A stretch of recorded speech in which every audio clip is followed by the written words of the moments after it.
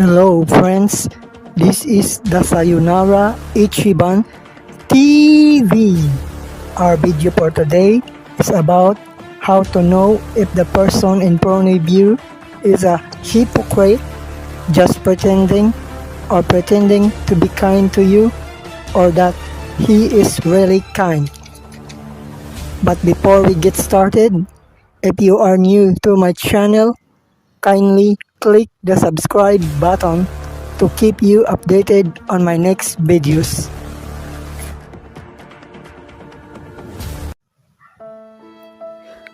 Many of us have been victims of the scam.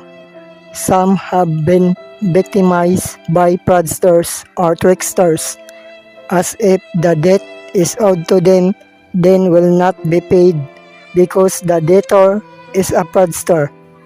Others have become victims because some take advantage of someone's money by deceit.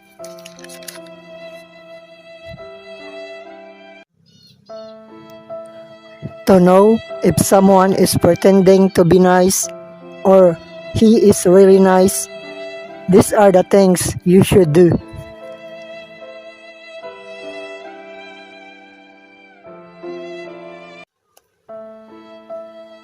First, you check his valid ID and other records. Then, find out his birthday or day and year of his birth or birth date. Like this one, Jaime Kyugi was born on August 24, 1947.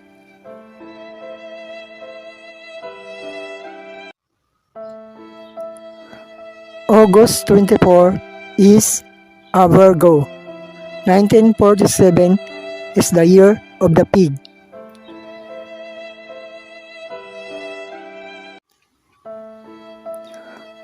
Go to Google and search Virgo pig personality.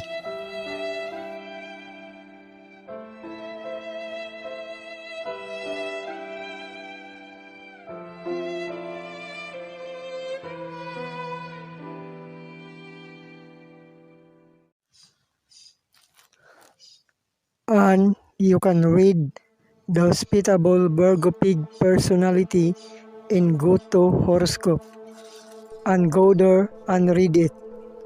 There you have found out that Jaime Kyugi is the hospitable Virgo pig personality, a true good man.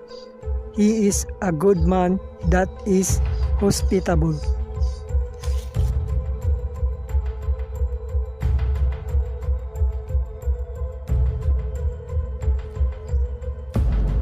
Search again at Google and search August 24 horoscope famous birthdays.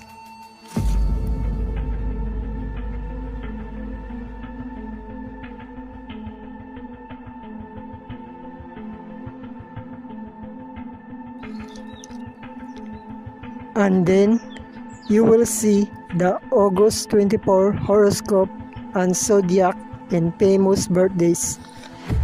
Go there and read it. There you have found out that Jaime Kyugi is a trustworthy, disciplined person and generous, and he is compassionate and godly.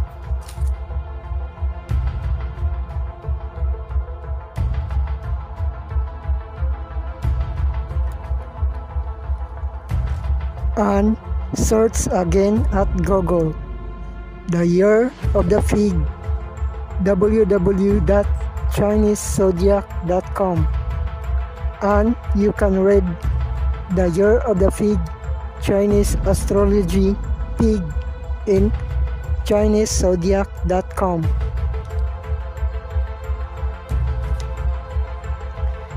Go there and read it.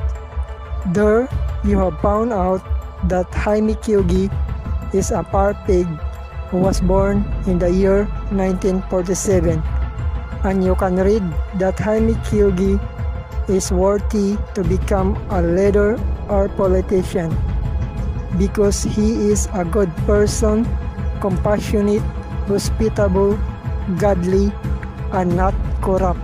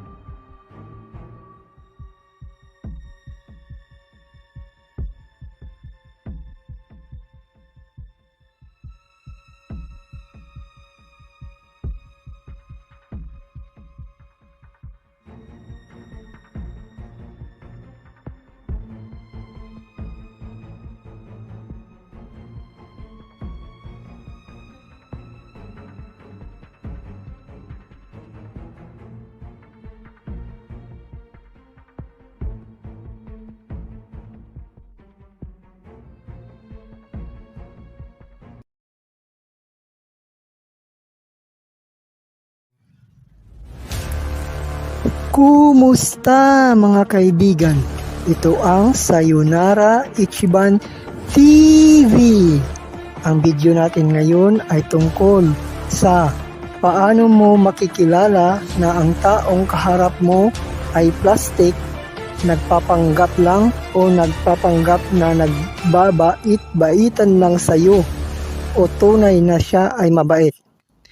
Pero bago tayo magsimula, kung bago ka pa lang sa channel ko, paki-click ang subscribe button para lagi kang updated sa aking susunod na videos.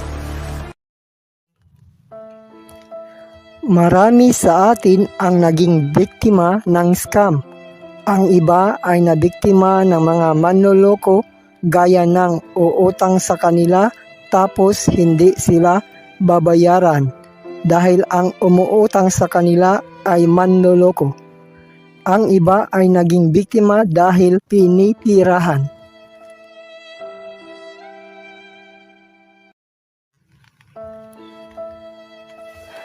Para malaman mo na ang isang tao ay nagpapanggap na nagbabait-baitan lang o tunay na siya ay mabait, ito ang mga dapat gawin mo. Una, tingnan mo ang kanyang valid ID at iba pang mga records. Tapos, alamin mo ang kanyang kaarawan o araw at taon ng kanyang kapanganakan o birth date.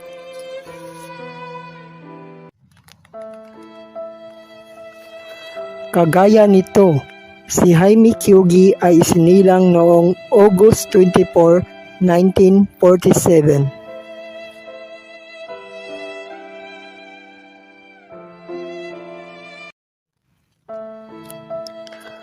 Ang August 24 ay Virgo. Ang 1947 ay Year of the Pig.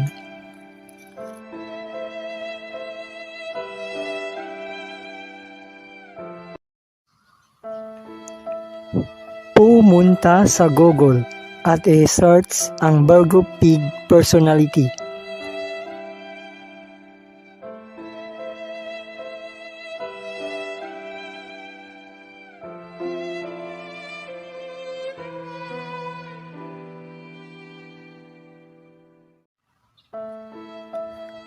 At mababasa mo ang The Hospitable Virgo Pig Personality sa GoTo Horoscope at puntahan ito at basahin. Dito ay nalaman mo na si Jaime Kyugi ay isang The Hospitable Virgo Pig Personality na tunay na mabait na tao. Siya ay isang mabuting tao na hospitable.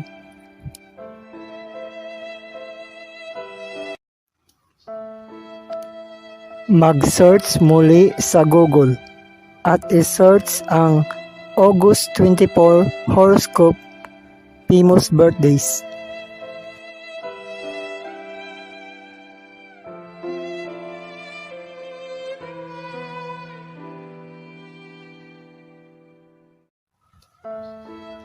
At tapos makikita mo ang August 24 horoscope and zodiac sa famous birthdays. Puntahan ito at basahin. Dito nalaman mo na si Jaime Kyogi ay isang mapagkakatiwalaan, disiplinado at mapagbigay, at siya ay maawain at makadiyos.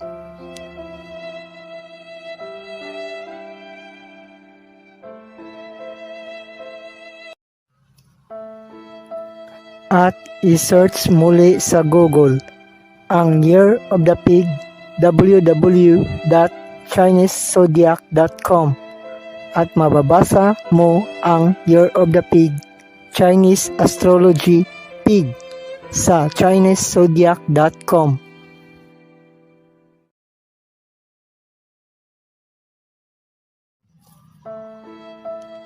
Puntahan ito at basahin. At dito nalaman mo na si Jaime Kyogi ay isang par pig na isinilang sa taong 1947. At mababasa mo na si Jaime Kyogi ay bagay na maging leader o politiko dahil siya ay mabait, maawain, hospitable, makadiyos at hindi kurakot.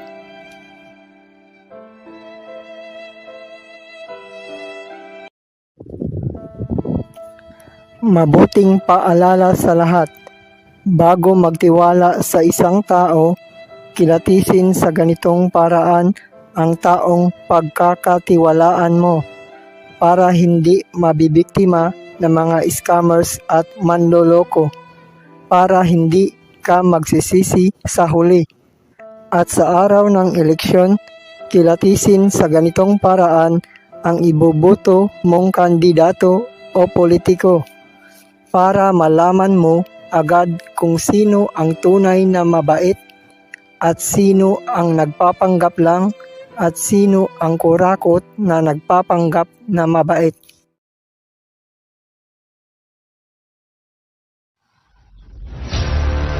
Buksan ang iyong isipan at imulat ang iyong mga mata sa katotohanan bago mahuli ang lahat. Para lagi kang updated sa ating susunod na videos, paki-click ang subscribe button. Ito ang Sayonara Ichiban TV. Huwag kalimutang mag-like, comment at subscribe.